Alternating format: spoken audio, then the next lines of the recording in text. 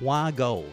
Why do we put such a value on gold? There's never been a country or a dynasty or an empire in the history of the world that didn't have gold valued at the top. You're right, 100%. The Bible mentions gold, talks about gold. So it's what is it, God's money?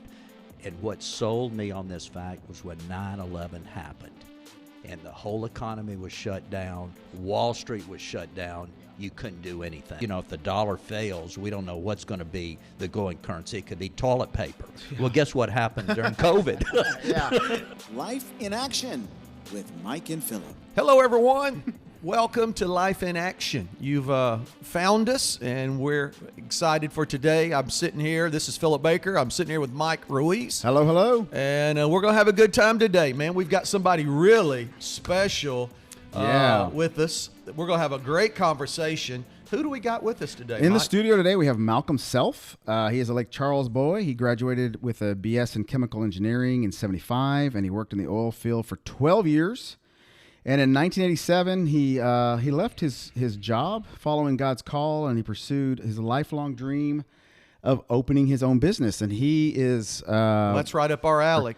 Is well versed in the silver and gold and precious metals and coins and all that stuff. So that's going to be our focus of this podcast today. I love it because I got some things I need to ask, and I got some things I need to learn. Yeah. And it'll be good. So welcome to the show, Malcom. How you doing? I Hey. am great. Thank you so much for having me. Malcolm, thank you for being here, man. We've been looking forward to this. Yeah. So I'm going to get right into it. And I want to say that I'm, watch TV at night and I see the infomercials and I see, whether you're watching the news channel, everybody's pitching, you need to buy silver, you need to buy gold, you need to do all these things. And so I'm watching these things and, my dad, he used to watch them and he would buy all this stuff on television and everything. So what is your take on all that? Like, should people be buying that stuff? Well, first of all, let me say fear sells. Everybody does it. Walmart, Sam's, grocery stores, everybody sells fear. You have to get this product. This price is only good for today. We're going to be out. Car dealers, everybody uses it, and it's no different in the precious metals business. That is right. Yeah. Especially with the world situation and economies the way they are, wars, rumors of wars, stuff like that. There's just a general fear whether we're willing to admit it or not. You're right. And there's also a fear of it's going to run out. Exactly. So what is your take on, as far as our economy, where we're headed? Is it a smart thing, though, to buy these metals? Well, if I could back up just a little bit before we get into that. Okay.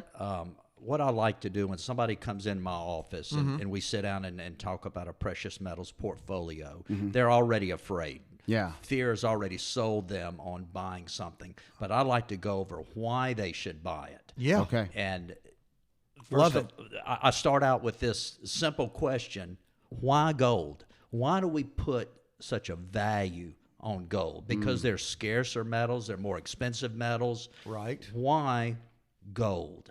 Do you guys have any answer? Why we Well, I've always heard a hedge of protection against inflation. Sure. Yeah, that's the one I've always heard. But why gold? Yeah. Because Man. a lot of metals will do the same thing. Yeah. Let me be simple. Okay. What metal is mentioned more in the Bible Absolutely. than any other? Yeah. And you don't have to believe in God. You don't have to be a Christian. We're made in God's image. We have God's DNA. Yeah. So with his DNA, we like automatically what God likes. Right. What Streets metal- of gold. Come on. let's go ahead. From all the way back- Genesis You're right. To Eden, gold. all the way All the to way. Revelations, what are the streets of heaven paved in? Yes, sir. Yeah. You go back to the Ark of the Covenant was Yes, sir. layered in. Solomon's temple was covered in. Yes, sir. What did the wise men bring Jesus? Yeah. What's the first thing mentioned? Right. So Gold, frankincense, and myrrh. Come on. God let's go. likes gold, man likes gold. Even Madeline Murray O'Hare, an atheist, Yeah. do you know where she put most of her money? In gold. And that's one reason she was murdered by one of her employees. He was after the gold. He was after the gold. Wow. So, and you're mentioning Bible references. You made me recall in Genesis, it said out of Eden there was a river and it went through the gold. It said the gold was good. Yes. And so and I think I watched a thing one time and they were talking about that river and it's dried up now, but they found it. And it's actually in Saudi Arabia and they've been mining gold there for thousands of years. Wow. And so you're right, 100%. The Bible mentions gold, talks about gold. So it's God's money? Well, I think it would be fair to say, I think you'd agree that there's never been a country or a dynasty or an empire in the history of the world that didn't have gold valued at the top. Would that be a correct statement? Exactly. Hold up. We are giving away a free copy every week of Philip and Laura Baker's new book, The Path. A great marriage is not a destination, but a path. All you have to do to sign up is go to our Instagram and follow lifein_action, and that's it. Okay, while you're going to Instagram, keep listening to the show.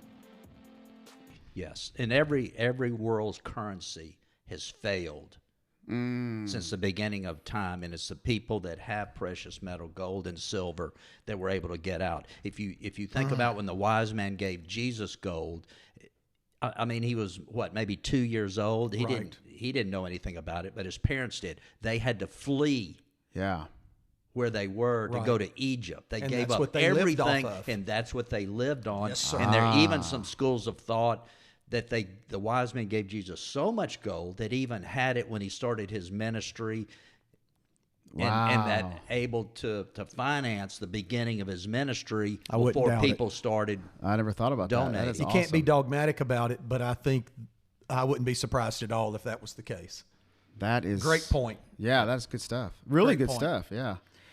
So it's important. It's important. So. It's important in heaven, in the earth, in God's heart. That's why it's so important in this world. And so that kind of makes it a no-brainer. Well, that's why I like to explain this to Yes, people sir. first, why they need to have some. And I think a wise move would be 5 to 10% of anybody's portfolio. Personally, I own more than that because I know exactly what gold can do for me and what it can't do for me. Okay.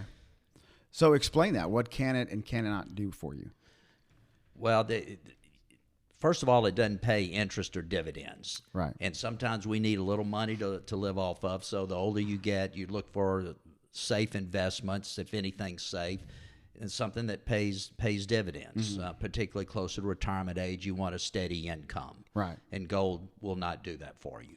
But we like to tell people it's a financial insurance policy if everything else fails. Yeah. Everything else in our life is insured. Our cars, our health, our homes. Come on. We all have insurance policy. good. We hope and pray we never have to use it.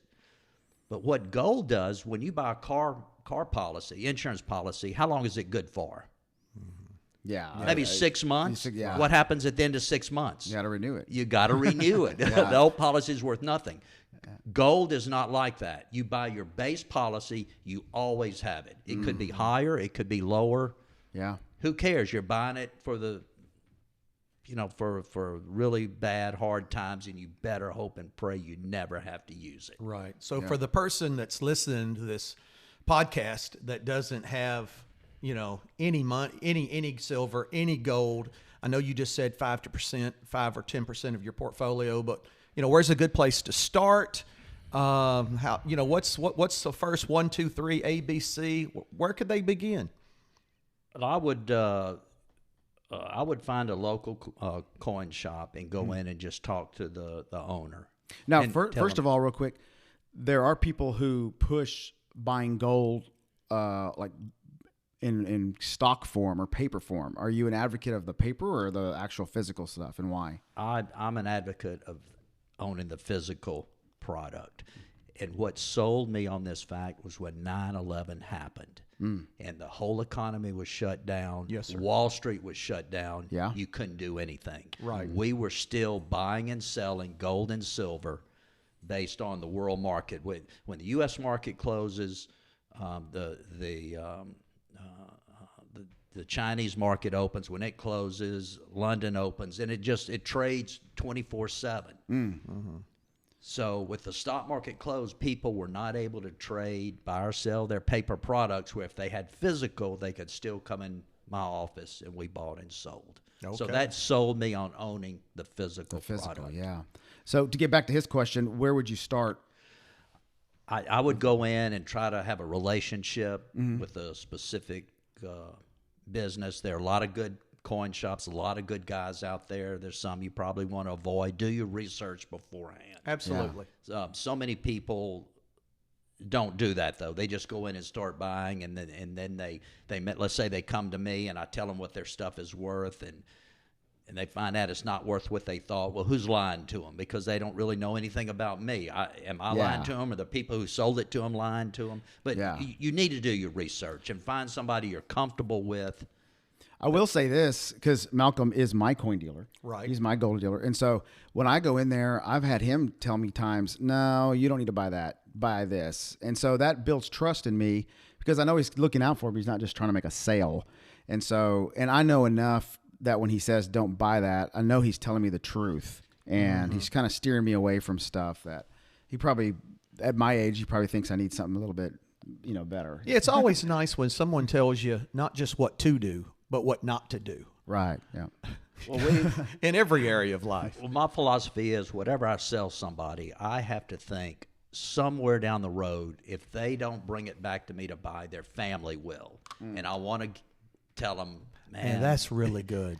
I just assume, and so my philosophy is I don't sell anything that I'm not willing to buy back. There have been a lot of products out there that people wanted me to push for them.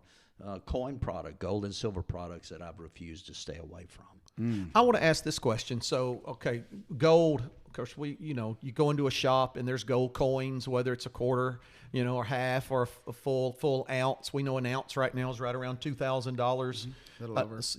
Right there. But I also know that people can start, and I think we need a little help here. I do need a little help with, we all have coins in our house.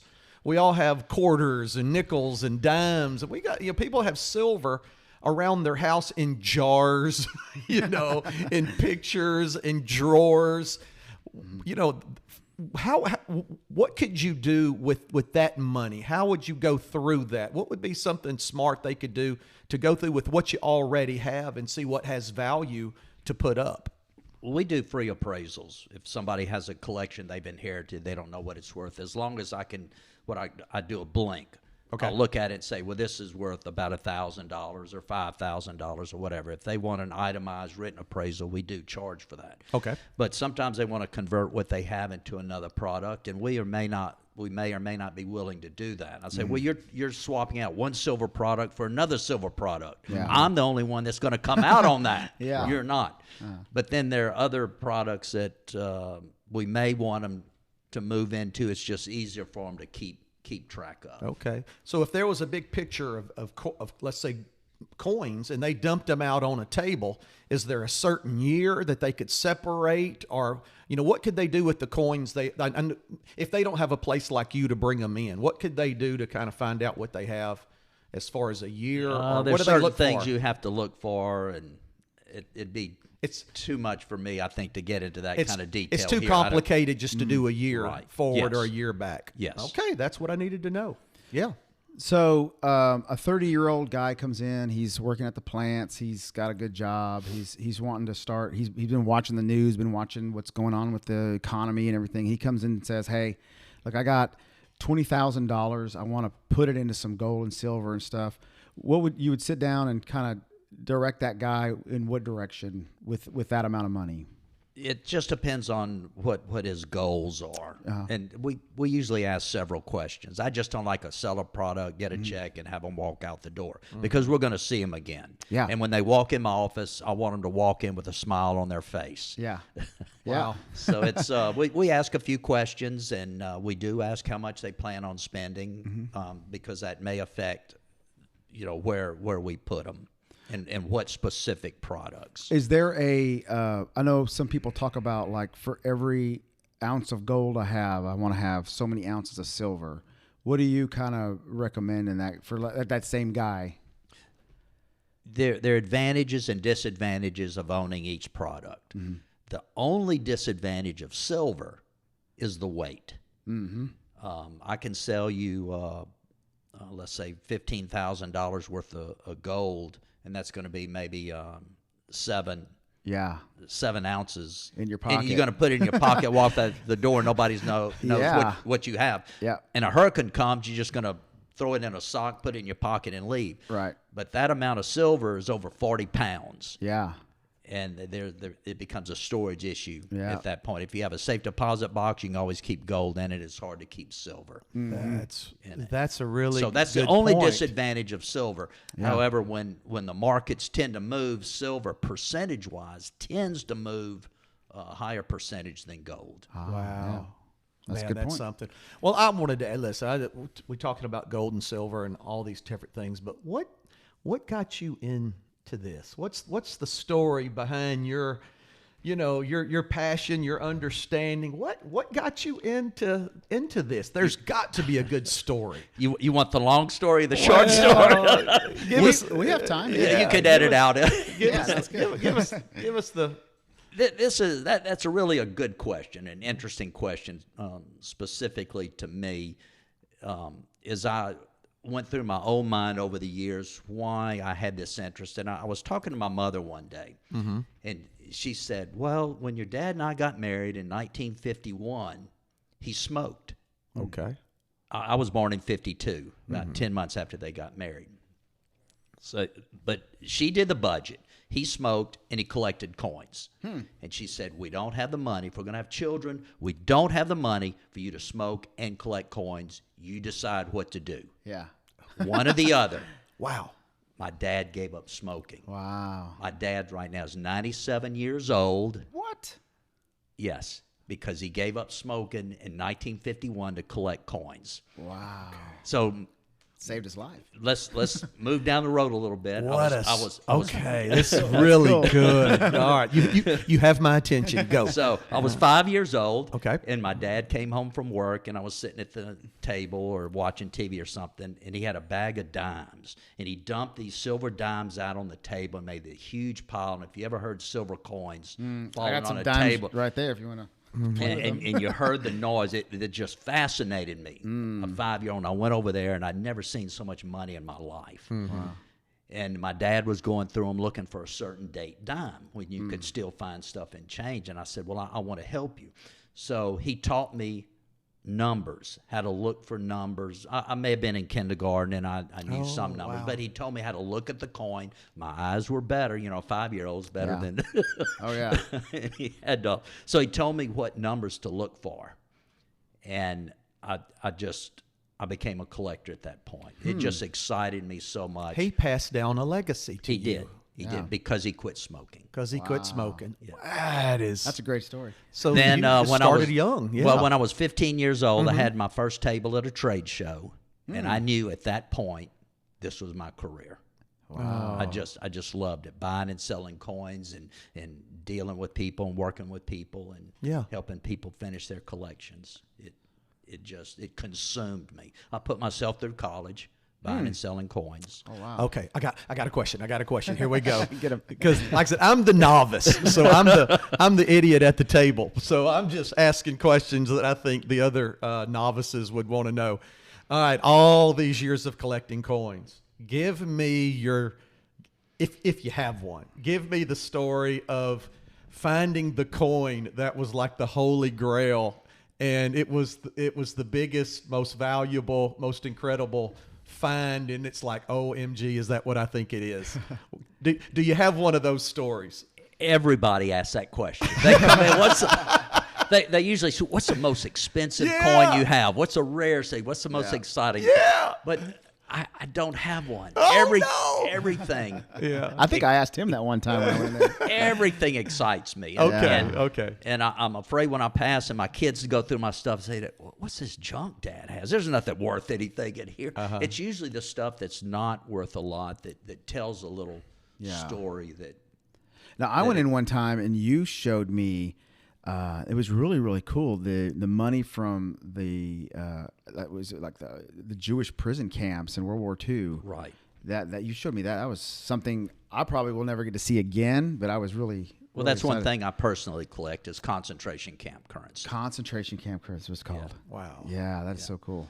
It's not cool, but it's just very interesting. Well, the Germans were like legalists, really legalists, like Satan is. Yeah. He's a legalist. He has that permission to do something. So the Germans in the concentration camps worked the Jews and the others there, but they paid them. Okay. They paid them. There was nothing to spend your money on. Right. But they had to be legal, and they had to pay them. Wow. And then I guess that when they died, they just took it back. Well, a lot. I mean, without getting too crass, I think probably a lot of it was used for toilet paper and other stuff because there was nothing to spend it on. And at the end of the war, a lot of it was burned and destroyed. Right. That's almost American soldiers brought back, some as they found it. Horrifying. Absolutely. But I think some of my favorite stuff to collect are ancient coins because the first coins were made, maybe 5th, 6th century BC. Yeah. Mm-hmm. And I do a lot of the ancient Roman coins. Okay. It's really exciting. Now, I've always heard, and correct me if I'm wrong or you can expound on this, that Rome, when they started their demise, is because they were devaluing their money. They were starting to bring it back in, remelt it, and put less and less gold, less and less silver in the money. Is that true? Well, they had a huge inflation problem, and a Sounds denarius. And the Bible talks about a denarius. That was a day's wage, and a Roman soldier was paid about 20 denarii a month, and so on. Well, as inflation started to gain hold in the empire, later on in the empire, what they did with the denarii, they doubled the denomination. They made a much bigger coin, but put much less silver in it. It was a lot of copper in it. But the coin looked twice as big. They called that the Antoninianus. Then they quit putting silver in it. They just made a copper coin, and they silver plated it. And then they even quit silver plating it. They just made a copper coin. Then they went to a smaller coin to save money on the copper. Wow. And that's the exact same thing we did in America. Yes. Yes. So speaking of that, Yes. I would assume that when you understand gold and silver like you do, and you understand world history and how it relates to gold and silver, that you would have some real strong thoughts on where we stand as a country and where the banks stand, as far as the hour we're living in. And so, there's so much talk now about, we have all the debt in America, how perilous the dollar is, how perilous the banks are. There's a lot of talk about BRICS and, the petrodollar and all that stuff. And we don't want to get into detail of going in that direction. But I would think you have an understanding of that, maybe a little bit more than others because you understand gold and silver so much. And so I wanted to ask you, I guess a two-part question. Number one is, do you see something like that possible where the American banks and the dollar could take a big blow? And if so, what does that do to the gold and silver that we have in possession? If the dollar fails, if banks get locked down, if all that stuff happens or half of it happens, what does that mean for the gold and silver that we have? Could you talk along those lines? Those are legitimate questions, and the short answer is yes. Anything like that could happen. And again, that's using a fear tactic to sell a certain product, which I don't like to do. Absolutely. A lot of my clients that come in are already read up on BRICS and possible bank failures and stuff like that. Absolutely. So I don't talk much about it. How is that going to propel gold and silver? We don't know. Okay. We really don't know. It would just be a guess on my part. Okay. I used to laugh years ago when I was talking to clients. I said, if the dollar fails, we don't know what's going to be the going currency. It could be toilet paper. Well, guess what happened during COVID? Yeah, it was. Right. I would have traded some silver For toilet paper. Toilet for some paper. Charmin. Yeah, you forget about that, but that's absolutely, there was a we shortage. just don't know. Who would have guessed there would have been a shortage of toilet paper? Yeah. But we really don't know. So it just goes back to your initial thought. Don't make these decisions out of fear. right? Buy it because of its place in the world, its place in God's heart, its place in the Word. Buy it, have it, and it's solid. And I tell people, don't take their bread and butter money to buy it. Let it be extra money. I've seen people take almost everything they have. They buy gold and silver. A month later, they're back selling it back to me. Yeah. And I'm the only one that comes out on a deal like that. Yeah. Unless the market moved up. I've sold gold in the morning and was able to buy it back from the client. They didn't want to sell, but I could have bought it back from the client where he made money. Yeah. In less than 12 hours. I mean, these markets can move very, very rapidly. And another thing, it doesn't matter how much gold or silver I buy, or you buy, or clients buy. It's the world's countries and large businesses that really control that market. Yeah. Banks. They buy in tons. We buy in ounces. They buy in tons. That's hard to wrap your brain around. Yeah, and I hear so much about China and India buying so much gold right now, but I went and looked on a little chart the other day, and they don't have the most gold and silver reserves. The United States still has the most. Is that correct? As far as gold goes, as far as gold reserves. It depends on who you believe. Okay. There's a lot of bogus information out there. It was a Bloomberg thing that I was looking at, but we do still own a lot of gold. There's no doubt. There's a lot of gold in Russia. There's still a lot of gold in South Africa. Yeah. Yeah. Well, cool. Well, man, really, really good stuff. You have any more questions? I mean, you said a lot. I am processing, you know. Yeah. And I am glad that, because of you, we've starting to just slowly just kind of collecting silver and just buying some. And I've enjoyed it. And it's the history, the place that it holds. I've enjoyed it. Well, buying a little bit at a time, once a month or whatever, get on a set program. Mike does that, and you cost average what you have over a period of time. A lot of people like to play the market. Well, silver's down 20 cents a day. Let me go buy a bunch. Yeah. I think it's better just to buy a little bit all along as you can afford it. Yes, sir. Now, what determines? I'm going to ask a real basic question here for our listeners. What determines the price of gold and silver? Like that price today, I think it's around $23 an ounce for silver. Well, it depends on, how much is being bought or how much is being sold. Banks and countries are allowed to short gold. If they want to collapse a price, they'll start selling paper, and it's actually the paper price that affects the price and not really the physical. The physical, yeah. They're not selling physical. They're not selling, they're selling the paper. And they can sell tons of gold, force the price down $10 an ounce, then buy it back. Yeah. And they make millions of dollars, and this goes on all the time. So really almost You're saying there's corruption.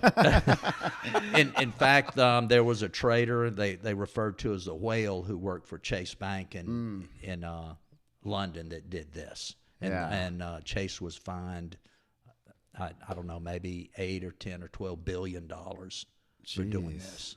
And it goes on frequently. Yes, sir. Yeah. Wow. So really the price that we see today is not real. We got to really kind of figure out what the real value of gold and silver is to ourselves to have it, the security like you were talking about. Yes. Yeah. All right. Before we leave and end this episode, we always have some fun, Malcolm. So this is no pressure whatsoever. It just helps us kind of get to know you. I'm already embarrassed. It's tradition. It's tradition. All right, you ready? Ready. All right, we're going to set the clock. All right, number 1, favorite movie of all time. What is it? Godfather. Oh, we like you so much. Oh, man. Greatest movie in the history of the world. Number 2, 3 people, living or dead, you would like to have lunch with.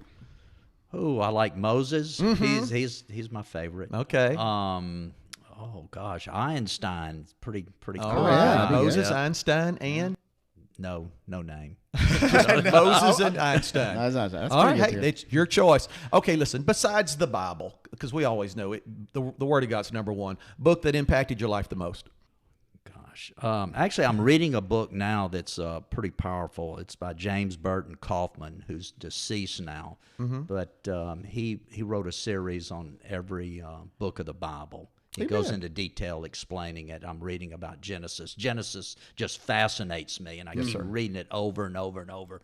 That's the foundation. That's the beginning. If you can't believe Genesis, That's it. It's so. That's, All right, number 4, first date with your wife. What happened? What was y'all's first date? Oh my gosh! What's that liquor joint in the French Quarter? Pat O'Brien's. So French Quarter, Bourbon Street, New Orleans. Yes, I took her and maybe 5 or 6 of her co-workers out. I explained myself as the official tour guide of the French Quarter. So I took all these women out. Where did she work? She worked for Sears. Oh, okay. All right, cool. Number 5, best decade for music. Oh, that's got to be the, either the 60s or the 70s. Yeah. I mean, the 60s, I was in high school. I have to say, the 60s. Finally, someone who did not say the 70s. I'm so happy. Usually always gets the it. 60s. Number 6, what are your favorite quotes? A quote that you just really love that kind of. I'm not sure I ever go around quoting anything. Yeah. Something from The Godfather. Leave the gun, grab the cannolis. Keep your friends close and your enemies closer. Number 7, last one. Growing up, kid, favorite athlete, favorite entertainer, favorite singer. Who was kind of the who did you love? I was kind of a wallflower during the 60s. Yeah. So the Doors, Janis Joplin, any of those? I'd have to say the Doors was right up there. Oh, yeah. Jim Morrison. Yeah. This is the end. My favorite friend, the end. All right. Malcolm, thanks, man. Yeah, Those good questions stuff. are always fun. Those are good. Okay, Those are thank good. you. Man, I love this. This is good stuff, man. Hey, we really appreciate your time and you coming in. If people want to get a hold of you and ask you a few more questions, can they? If somebody wants to buy something, can they contact you directly? Or? Sure. And again, most of my business is mail order from people I meet at trade shows and that sort of thing. They're welcome to contact me. But there are a lot of local coin shops, I'm sure, in most cities. Yeah.